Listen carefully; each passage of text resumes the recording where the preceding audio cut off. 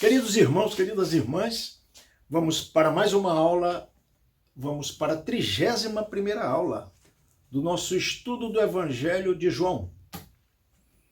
Hoje nós vamos ver uma história fabulosa, uma história fantástica, uma história que nos traz muita alegria, muitos ensinamentos e Jesus sempre contundente, onde Jesus cura um cego de nascença. E eu quero aproveitar, antes de tudo, para glorificar o nome de Deus, pelo privilégio de estudar a Bíblia com vocês. Estamos indo para um novo capítulo, iniciando hoje o capítulo 9, e glória a Deus por isso. Bem, essa narrativa do capítulo 9, ela ensina logo no primeiro versículo, dizendo que Jesus ia caminhando quando ele vê um homem que havia nascido cego, um homem cego de nascença. Esse detalhe é importante. Só que esse cego se encontra com a luz do mundo, Jesus. E essa luz, que é Jesus, traz solução para a vida daquele homem. É nessa luz que está a maior alegria de toda a sua existência, cura e salvação. É belo, né? A gente estudar a Bíblia e ver esses detalhes. Ali ele recupera a visão, ele recupera a sua visão espiritual, ele recupera a sua visão física, orgânica. Só que se você observar, essa história ela tem um contraste. Por que eu estou dizendo contraste? Porque esse homem era cego físico. Mas vocês vão ver um comportamento triste dos cegos espirituais, que eram justamente os homens que deveriam ser seres espirituais, sacerdotes, fariseus, escribas, que continuam perseguindo Jesus. Mas como são cegos espirituais, continuam sob a ira de Deus. Jesus, nesse texto, ele coloca o seu próprio ensinamento em prática. João capítulo 8, versículo 12, ele confessa, eu sou a luz do mundo. E aqui ele coloca esse ensinamento em prática. Ele é a luz que liberta. Ele é a luz que tira qualquer trevas de qualquer pessoa. Ele é a luz da libertação. Bem, quando os seus discípulos depararam com esse homem cego, eles perguntaram, Senhor, por que esse homem é cego? Por causa do pecado dele ou por causa do pecado dos seus pais? Eles só dão duas opções para Jesus. E Jesus vem com uma terceira opção. E Jesus diz, não, nem é o pecado dele, nem o pecado dos seus pais. Por que perguntaram isso? Porque as maiorias das doenças terríveis daquela época eram consideradas uma maldição, igual a cegueira, a lepra.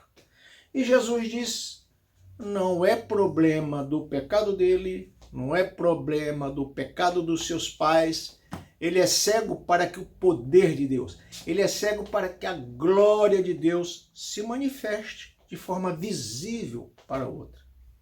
E o que Jesus está dizendo também é que nem toda doença procede de um pecado. Mas, presta atenção, essa resposta de Jesus também não está dizendo que não haja provações nas nossas vidas por conta de pecado. Assim, muitas provações que enfrentamos são resultado dos nossos pecados. Só temos que lembrar que as provações de Deus são sempre didáticas. Algumas provações que Deus manda na nossa vida é para nos corrigir, nos fazer perseverante, de nos aproximar de Deus, de nos aproximar da palavra de Deus, de nos avivar na fé, de nos fazer trilhar os caminhos de Deus. Bem, no versículo 5, Jesus diz assim, olha, enquanto eu estou no mundo, eu sou a luz do mundo. Bonito, né? Aqui, Jesus está declarando o que ele está prestes a fazer. Ou seja, provar mais uma vez que ele é um ser divino. Quando ele diz, enquanto eu estou no mundo, eu sou a luz do mundo, João capítulo 8, versículo 12, ele disse a mesma coisa. E agora ele está esclarecendo na prática o seu ensinamento. Que ele é luz, que traz visões a cegos do ponto de vista físico e traz visões a cegos do ponto de vista espiritual, como eu e você já fomos um. Bem, depois Jesus faz uma cena que não era comum.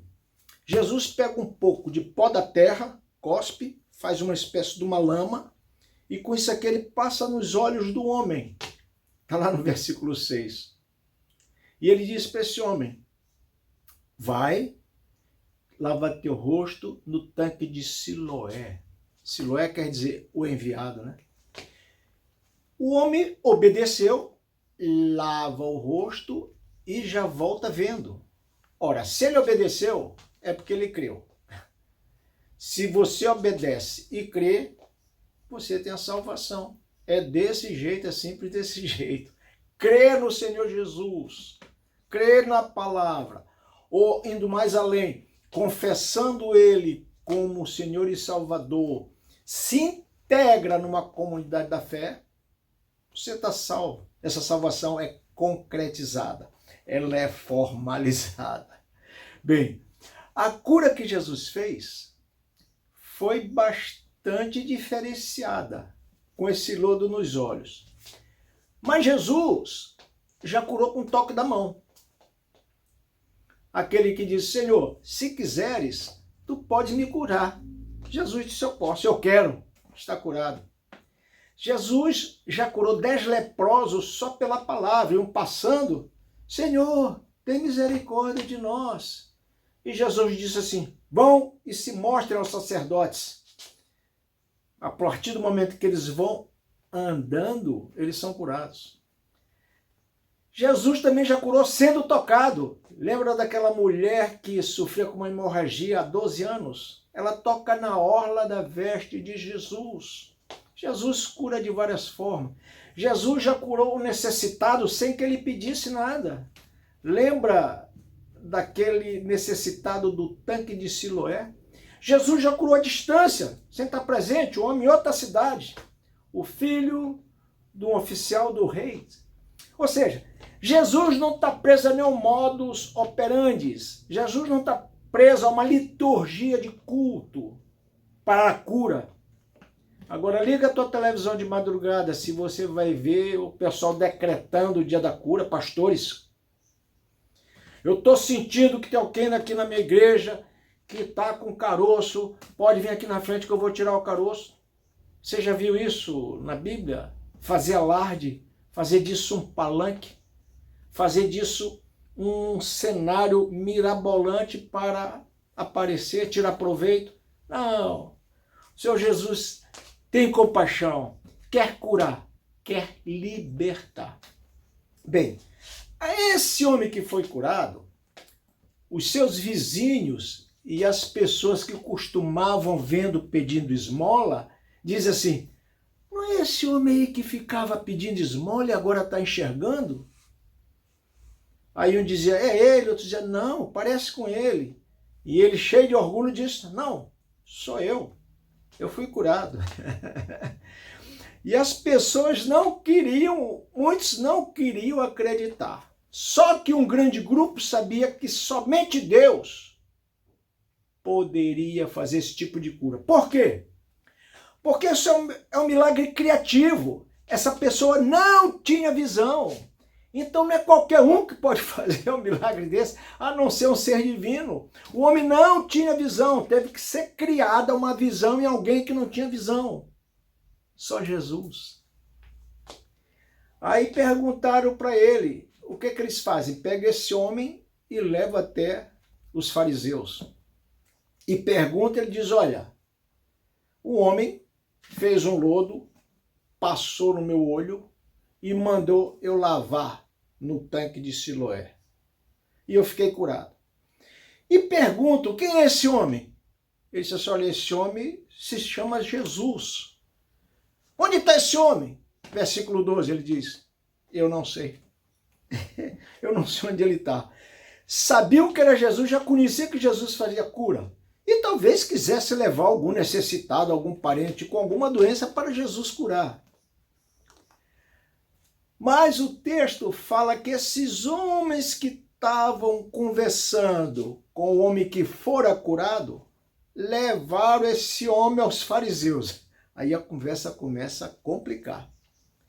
Por que levaram aos fariseus?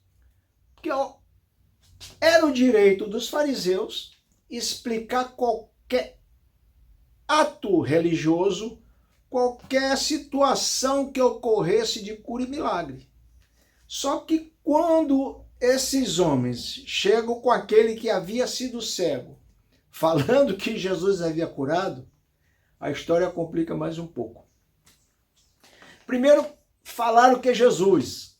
Eles já se arrepiam, que eles já estavam querendo matar Jesus. E a história vai complicando pela informação que dá no versículo 14. Porque esse homem foi curado exatamente num dia de sábado. Aí complica mais. Porque esse Jesus está curando de novo no dia de sábado. Está indo contra a nossa lei. Olha só. O que é mais importante? Guardar o sábado ou curar alguém necessitado? Bem, aí pergunta aqui, como é que você foi curado? Ele conta de novo a história. Né? Fez a lama, passou nos meus olhos, eu era cego e agora eu estou vendo. No versículo 16, dizem que alguns fariseus dizem o seguinte, o homem que fez isso não é Deus, porque não respeita o sábado. Dá uma parada. Presta atenção num detalhe que está aqui muito interessante. O homem que fez isso não é Deus. Presta atenção nessa frase, nos detalhes. Os fariseus, na verdade, tinham consciência de que somente um Deus poderia fazer a cura de um homem cego de nascença. Porque essa cura era um ato criativo, criar visão em quem nunca teve. Então eles estão fazendo assim, ó. O homem que fez isso não é Deus.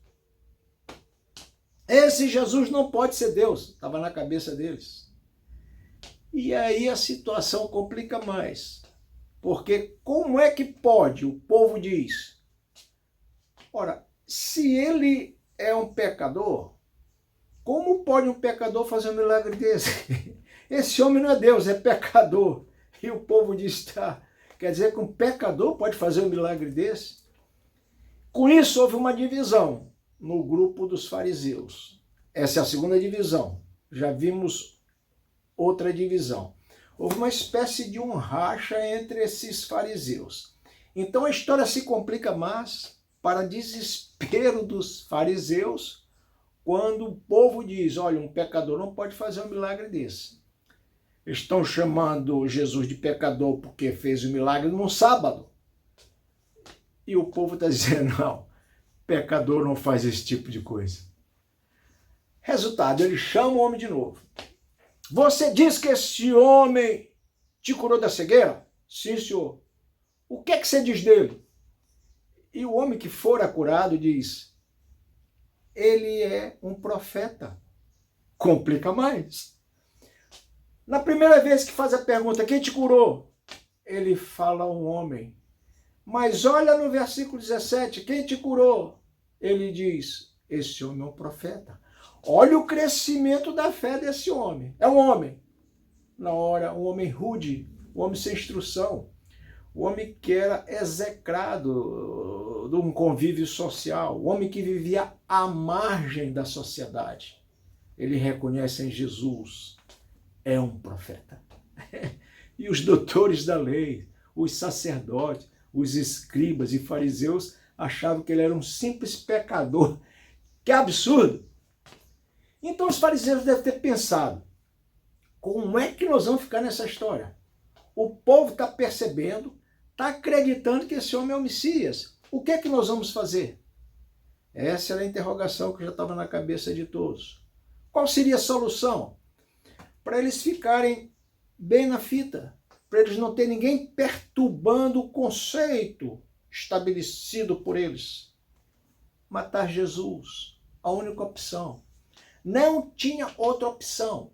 Ou aceitava Jesus como enviado de Deus, como o Messias prometido, ou matava Jesus. O enredo da história mostra o desespero dos fariseus. Esse desespero é crescente. Eles ficam como que encurralados. Aí o que eles fazem? Chama os pais, interrogando os pais assim: esse é seu filho? É. E como é que ele está enxergando agora? Os pais dizem assim: olha, sabemos que ele é nosso filho, nós sabemos, nós criamos. Desde o nascimento, bebezinho, nós sabemos que esse menino é cego. Mas não sabemos como é que ele pode estar enxergando. Mas olha só, esse menino é maior de idade. Pergunte a ele. Também não sabemos nem quem o curou. É interessante, né? Por onde eles correm, eles não têm saída. Eu acho que os pais já estão instruídos pelo Espírito Santo de Deus. Porque se eles falassem que era Jesus, que o filho já havia dito, eles seriam expulsos da sinagoga. Se eles dessem a entender que Jesus tinha feito esse milagre, eles eram expulsos da igreja. Olha só que absurdo. Que religiosidade perversa. Bem, aqui eles mostram uma saída inteligente. Foi por isso que os pais disseram: ele é de maior idade, perguntem a ele. Então nós estamos vendo, queridos, que nós estamos diante de uma história fantástica. Mas ao mesmo tempo, nós estamos vendo que a cada capítulo que estudamos, os fariseus mais encurralados, sem argumentos legítimos contra Jesus, eles ficam mais acuados, revoltados. E essa história dos fariseus contra Jesus acaba se tornando uma questão de honra. No fundo, eles sabiam que aquele milagre só podia ser feito por Deus. Mas não querem crer, não querem acreditar que o Deus Todo-Poderoso pode encarnar num galileu o filho dele. É uma história fantástica.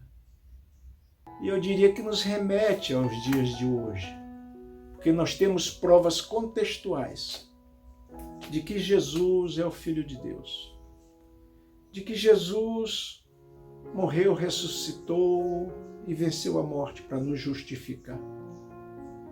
E mesmo assim, queridos, centenas de milhares de pessoas não creem em Jesus. Creem na tecnologia, creem na ciência, creem na força dos seus braços, mas não creem num Salvador que nasceu numa família pobre, numa comunidade pobre, se revela como Filho de Deus, morre a nossa morte, foi desprezado igual a esse cego para nos salvar. Esse cego, queridos, era seu amigo. Esse cego era marginalizado. Mas o olhar de Jesus, que é o olhar que está disposto a cada um de nós, é um olhar de misericórdia. É um olhar que acolhe. Até hoje Jesus tem esse olhar. Um olhar de luz. A luz que barra as trevas. A luz que tira qualquer um de nós da prisão do inimigo de Deus para a libertação. Esse homem simplesmente obedeceu, como muitos outros casos de obediência a Jesus, exemplo dos 10 leprosos, e foi restituído imediatamente da graça da visão e foi restituído da graça da salvação. Porque esse homem também era destituído da glória e da graça de Deus, porque não pertencia ao povo de Deus. Havia nascido em pecado e estava, portanto, excluído da graça de Deus. E esse homem foi salvo, esse homem foi curado. E Jesus, até hoje, derrama graça. Jesus mostra que Ele está aí para nos socorrer. Esse homem se encontrou com Jesus e todo aquele que se encontra com Jesus, eu quero te dizer isso, a sua história é modificada. Volta a ter vida verdadeira, passa a ter vida íntegra, é arrolado como membro do reino dos céus. um homem marginalizado, agora integrado no reino de Deus. O que esse homem faz depois? Ele creu, ele adorou. Versículo 38 está dizendo que ele creu e ele adorou. E o que a gente faz para encerrar nossa aula de hoje? Você tem adorado a Jesus pelo que ele tem feito na sua vida? Um dia ele também abriu seus olhos como abriu o meu. Abriu meus olhos espirituais. Um dia Jesus te fez ver que você vivia afastado de Deus e ele tirou as trevas da tua vida. Um dia Jesus te falou que ele morreu na cruz pelo teu lugar. E essa graça imerecida que você recebeu requer um comprometimento. Pense nisso. Como você tem sido comprometido com a obra de Jesus? Como que você tem passado às outras pessoas com o teu testemunho o que Jesus tem feito na tua vida? De onde você era, para onde você está. Todo aquele que se encontra com Jesus tem a vida modificada. Eu modifiquei minha vida. Era um professor universitário vivendo sem perceber, na minha arrogância, na minha presunção, na força do meu braço, vivendo, confiando simplesmente na ciência que eu fazia, até que alguém me deu uma Bíblia para ler. E eu fui liberto. Eu passei a ter uma visão espiritual. Passei a ser um ser espiritual. E tenho me comprometido com a obra de Jesus. Eu queria te desafiar a fazer o mesmo. Confie em Jesus, que Ele ainda tem muito a fazer na tua vida, como fez na vida desse céu. Que o Senhor te abençoe.